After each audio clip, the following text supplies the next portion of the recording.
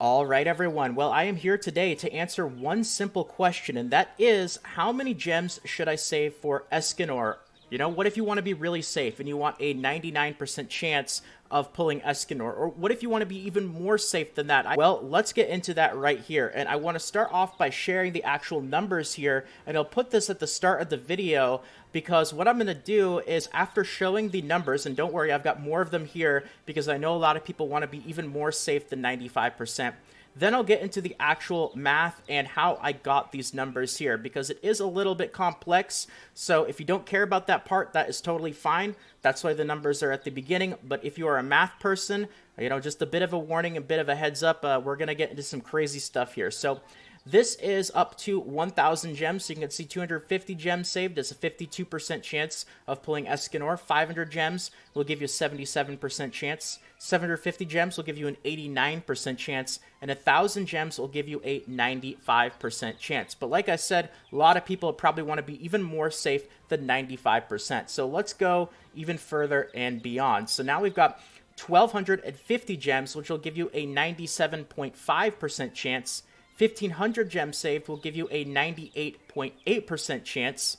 1,750 gems saved will give you a 99.4%. So to answer the question in the actual title and thumbnail, you could see that it's right in between the 1,500 to 1,750 gems saved is where that 99% is going to be. So right around 1,600 to 1,650 or so gems. Then we go up to 2,000 gems saved, which is 99.7% chance. And man, if you spend more than 2,000 gems and you still don't end up with ESCANOR, you are very, very unlucky because at 2,500 gems, we are at a 99.94% chance to get ESCANOR. And the last one that I have the numbers here for are 3,000 gems saved, which gives you a 99.986% chance to get ESCANOR. So now that the numbers are here, you know what they are, you know how many gems to save up for whatever odds you want to give yourself at getting ESCANOR. But the question is, how did I get these numbers? And now we're going to get into the actual math behind all of this right here. So there are several questions that have to be answered in order to actually arrive at these numbers right here. And the first important question is, what are the chances of pulling ESCANOR and just quite simply a regular plain old multi-pull? So 11 pulls for 30 gems. We're not going to be taking account for anything else like the pity or any of that right now. And if we crunch the numbers here, we actually end up with a 5.3645% chance of pulling ESCANOR in just a plain old regular multi. Now this is with the 0.5% chance rate op odds, which are pretty typical. And again, this doesn't have anything to do with the extra odds from the pity gauge or any of that. This is just quite simply from a plain old multi. But now we have to factor in some other stuff here, and the main one is the pity gauge, because that's actually pretty significant, and you're going to get a lot of bonus SSRs through that pity gauge, so you can't find out the true numbers just by taking a look at what your odds are from the regular summons. So now we get into what are the chances to pull ESCANOR from the pity. Well, it's pretty simple to actually find out what this is. If we go to the summoning odds here, you'll see that the chances of getting an SSR in a regular banner, this is not a regular banner, so not the best example there. A regular banner are going to be 3%, right? Now the rate up odds for a lot of units are going to be 0.5%. So if you have a 3% chance of getting an SSR, now that's 100% because it's going to be your pity SSR.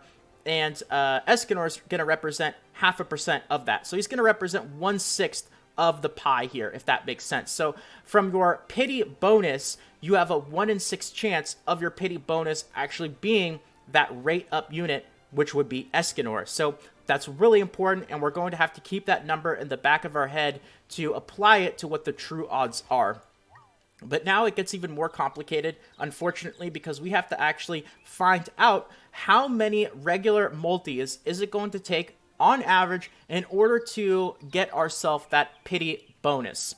So what we have to do here is more math, of course, because that's what this video is really all about. So if we take a look here, this is what the odds are of getting at least one SSR in a multi is.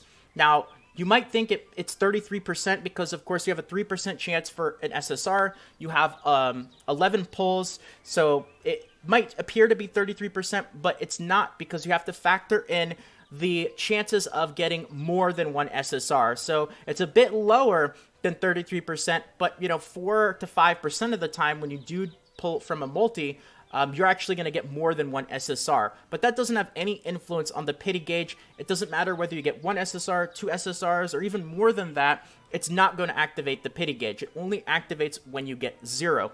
So we have a 28.47% chance of when we pull a multi of not activating the pity gauge.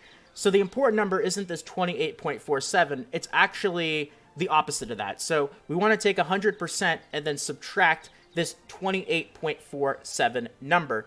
And that's going to give us the chance of activating the pity each time we pull from a multi instead of the chance of not activating the pity when we do a multi.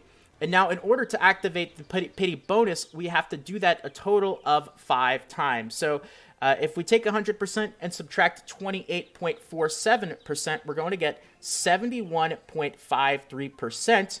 And then if we do the math to find out how many of those pulls it's going to take in order to fully acquire the pity bonus, we actually basically get 7. So you can see here that it's 6.99. So we're going to round it up to 7 just to make everybody's lives a lot easier, as if this video wasn't already complicated enough. So that means we need to do an average of 7 multi-pulls in order to activate the pity bonus. But also, very importantly, don't forget that the pity bonus requires a multi-pull as well. So it's actually more like 8. So we've got ourselves the number of a pity cycle. A pity cycle is going to be 7 pulls in order to activate the bonus, and then that 1 pull, of course, which is your pity pull. So 8 multis in total.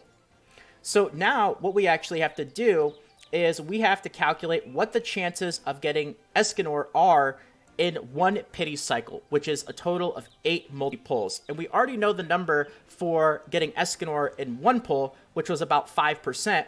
But now what we have to do is we have to find out what that's going to be in 8 multi-pulls. So it's 5.3645%. That was for 1 multi. Now we want to do that for the entire pity cycle.